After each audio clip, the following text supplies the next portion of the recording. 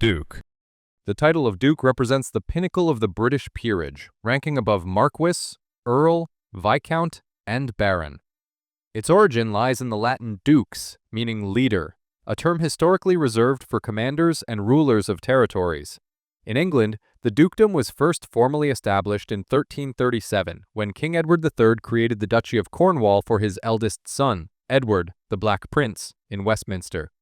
This title was accompanied by substantial estates, revenues, and privileges, ensuring the prince's financial and political independence while also reinforcing his role as heir apparent.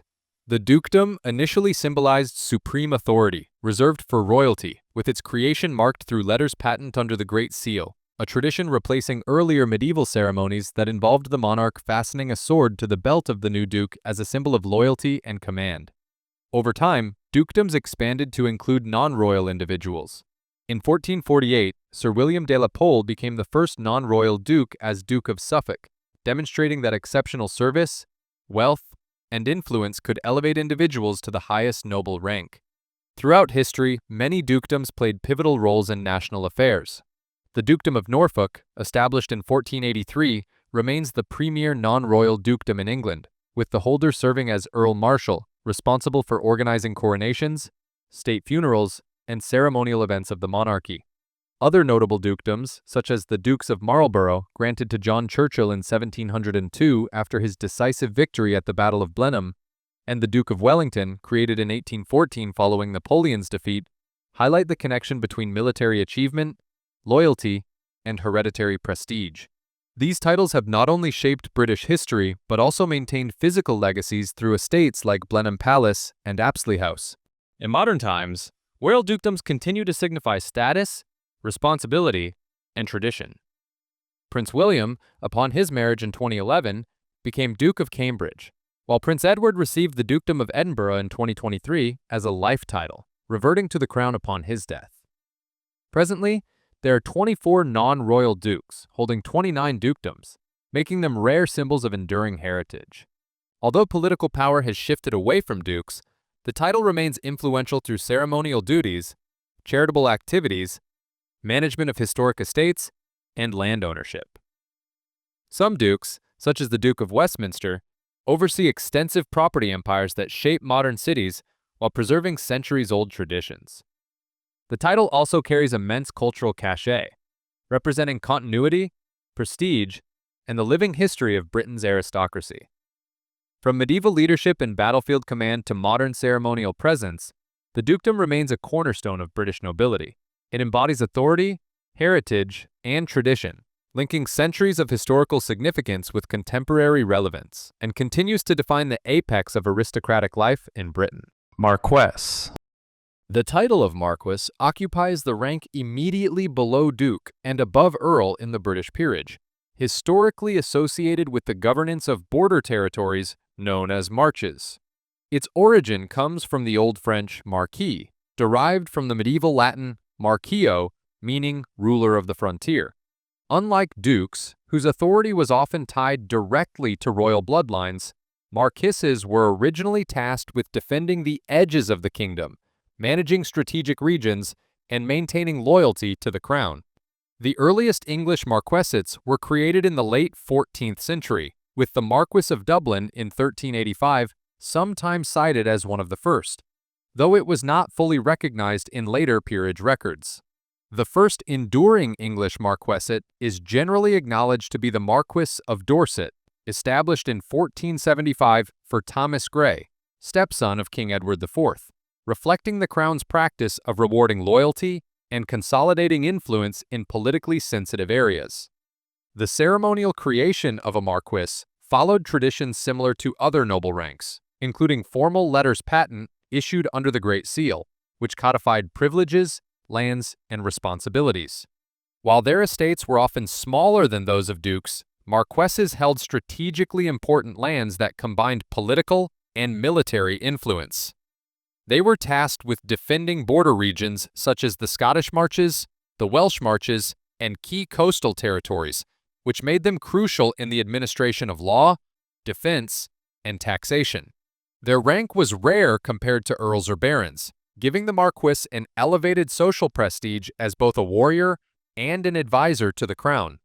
The relative scarcity of marquessate also meant that the title became a mark of distinction for those closely connected to royal favor, aristocratic service, or exceptional loyalty. Throughout history, several marquesses have left a lasting imprint on British politics and society.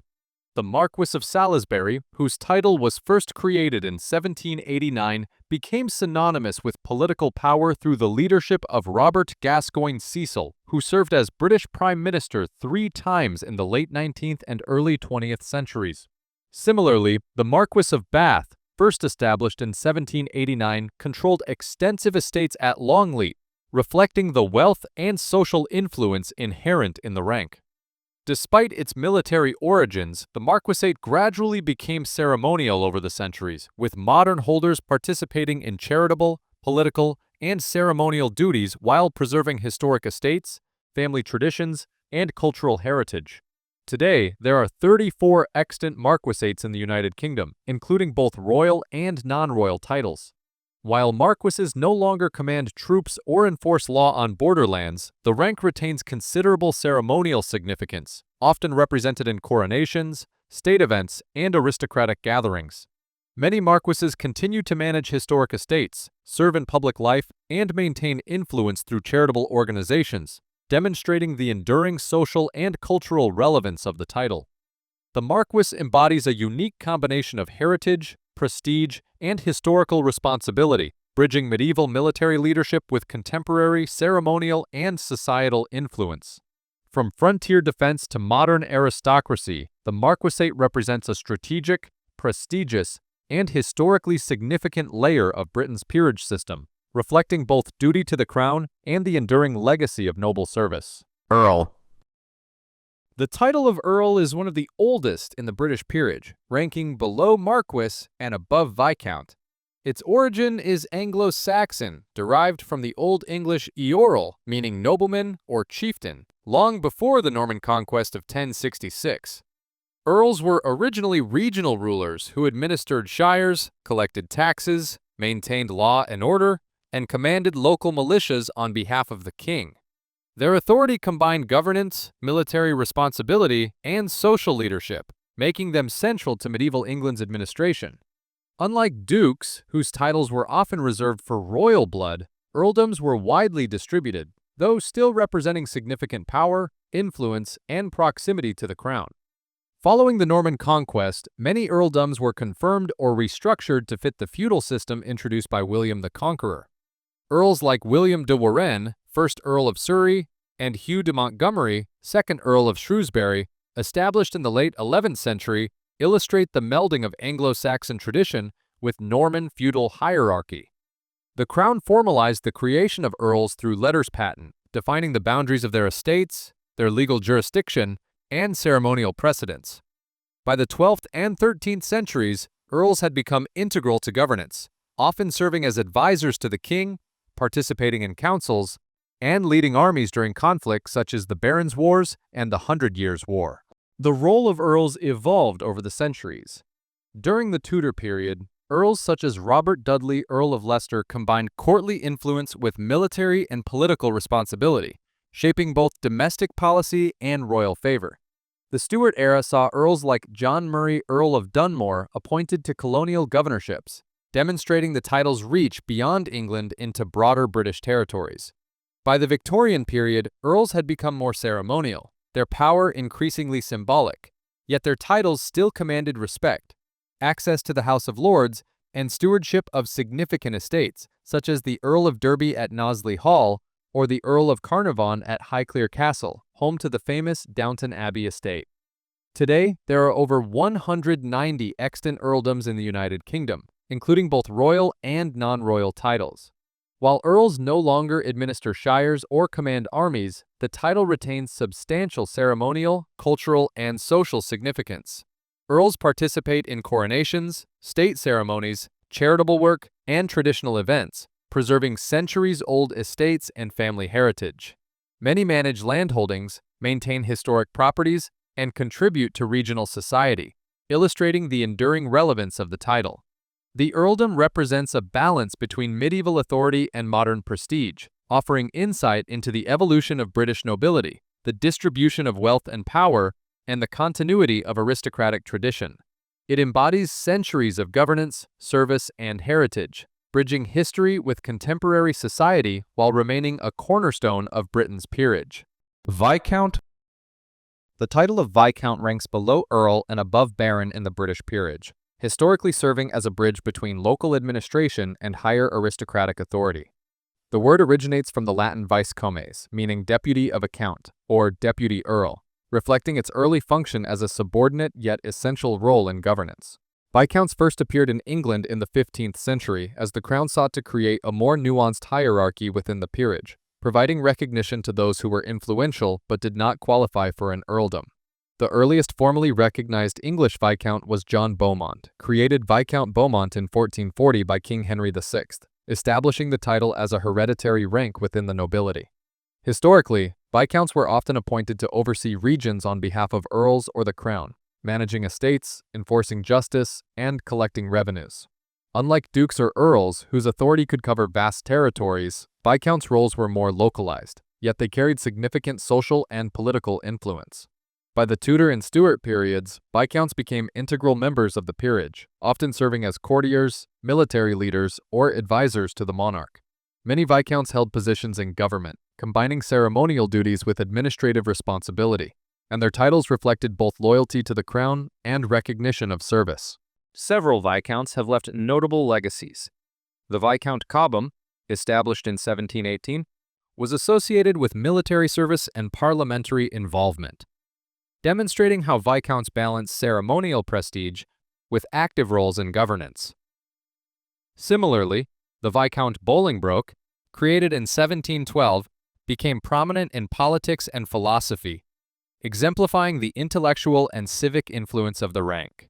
During the 19th century, Viscounts often acted as intermediaries between higher nobility and the House of Commons, maintaining influence in both social and political spheres. Their estates, though smaller than those of dukes or earls, were carefully managed, preserving wealth, heritage, and regional authority.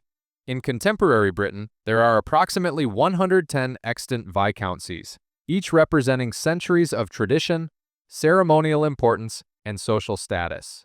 While viscounts no longer wield direct political or military power, the title retains considerable cultural and ceremonial relevance, with holders participating in coronations, state functions, charitable work, and historic estate management. Many viscounts oversee historic properties, contribute to local communities, and maintain the symbolic weight of their hereditary rank. The viscountcy exemplifies the British peerage's adaptability, balancing centuries-old tradition with contemporary social influence. It remains a mark of prestige, continuity, and service, reflecting a legacy that links medieval administrative duties to modern ceremonial, cultural, and civic significance. Baron. The title of Baron is the foundation of the British peerage, ranking below Viscount yet serving as the cornerstone of aristocratic structure. Its origin lies in the Old French baron, derived from the late Latin baro, meaning man or servant, initially referring to a tenant-in-chief who held land directly from the monarch. Barons were the first layer of England's feudal nobility after the Norman conquest of 1066, responsible for providing military service, managing estates, collecting rents, and administering justice within their domains. Unlike higher-ranking peers, barons were numerous, yet their influence was vital to the crown, forming the backbone of medieval governance and early parliamentary representation. The formal creation of baronies evolved over time. By the 13th century, King Henry III and his successors began issuing letters patent under the Great Seal, establishing hereditary baronies and clarifying privileges, precedents, and duties. Early examples include the Barony of De Rose, established in 1264, considered one of the oldest surviving English baronies, which set the precedent for the hereditary transmission of noble titles. Barons were also integral to the formation of Parliament, serving as the original barons of the realm, summoned to advise the monarch on legislation, taxation, and national policy, creating the foundation for the House of Lords.